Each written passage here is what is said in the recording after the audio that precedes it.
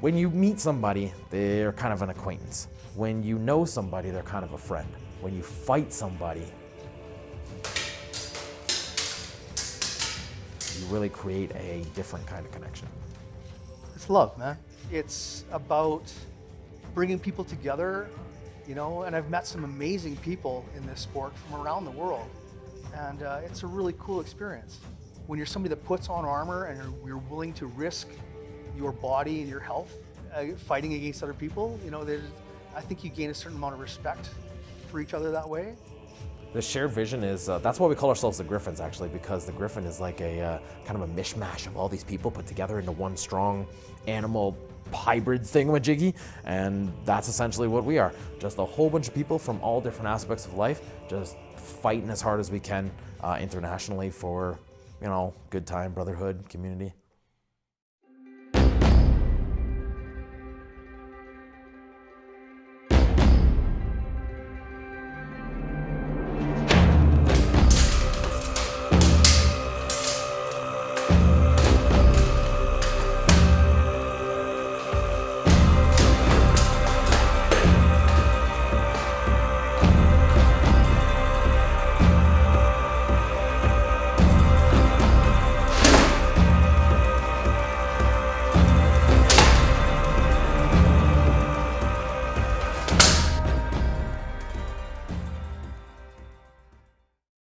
In this stuff, there isn't a persona, there isn't a LARPing aspect of it. It's just sport, really.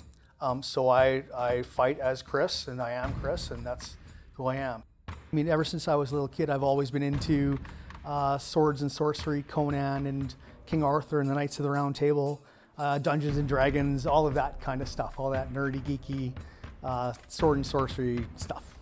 The chance to be able to put on armor and you know, live out my childhood fantasies and dreams is pretty cool.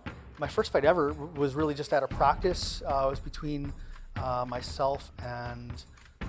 My name is Richard Mans. I am the team captain of the Silver Gryphons and the president of Hacksaw, the provincial Hacksaw. Hacksaw stands for the Historical Armored Combat Sports Association in regards to the federal, and the Heavy Armored Combat Society of Alberta for the provincial. Oh, I've always done combat and combat sports and things like that, but generally, you know, you don't quite feel you fit in. I did a lot of hockey, I did a lot of soccer, I did a lot of karate and kung fu and all those things. Eventually I got to a point where it's like, I'm looking for something interesting. I saw this at a medieval festival, and I was like, wow, that's the right level of violence for me. You know, we're all kind of looking for some outlet, the kind of outlet that we can get out the physical needs that we all have without injuring another person. Here, you can punch a guy in the face all day and not have to worry about hurting him at all. And then you go have a beer after. But you have to have physical challenge in your life to test yourself against you know, all comers. We are all bonded together by the things that we do in this sport, right? So every time you put on your helmet and you put on your gauntlets and you grab your weapon, you step into the list, and you're looking across at people that are at that time wanting to put you down, to take you to the ground, you know, and you're just as excited and just as motivated to take them down. Really what we find is that everybody that's in this sport tends to get along quite well. There's a sense of community, a sense of brotherhood. The medieval combat sports that I've seen or been part of, they definitely are much lower on the, what would you say, the recreational violence scale. And what we've found here is that violence and that rigorousness, that, you know, that aggression really contributes to a much more closer bond when you win and participate in big tournaments together. For my team, it's more important that we're all like-minded individuals. We're all good people, and a community of people that care about each other and care about the sport and build the sport, and are just good ambassadors, right? If you ever meet my son Lars fights, and he is just the most joyful person, and he's very excited about the sport. I think a really good ambassador for us. So, but for myself, like I think I bring some intensity and some excitement and some leadership, I guess. I like to see people improve. So I'm thinking, if I explain it to him in this way or that way, what can he improve on? And how can I fight him so that he will improve?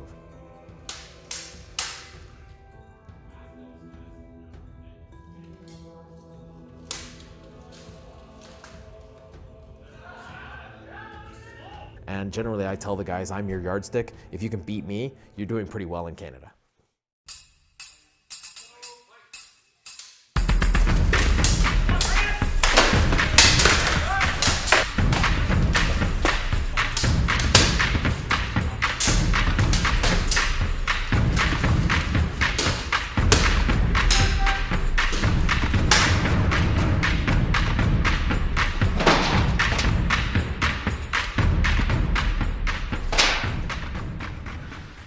It's hard to describe because when you fight, it's not a feeling. It's a sense of, there's like so many senses, a sense of accomplishment, a sense of achievement, a sense of, even when you lose, you still feel like you've achieved something.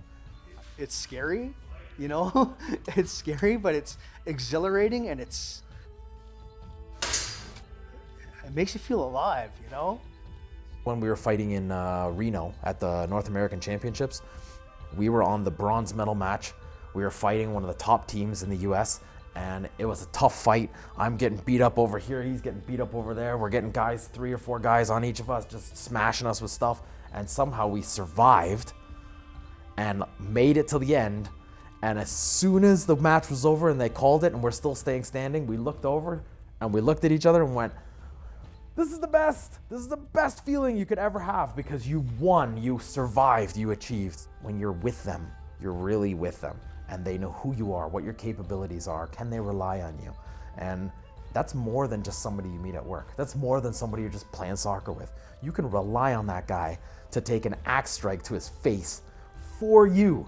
That's something more than, just the regular everyday thing. So to keep this place alive, a lot of help from a lot of guys.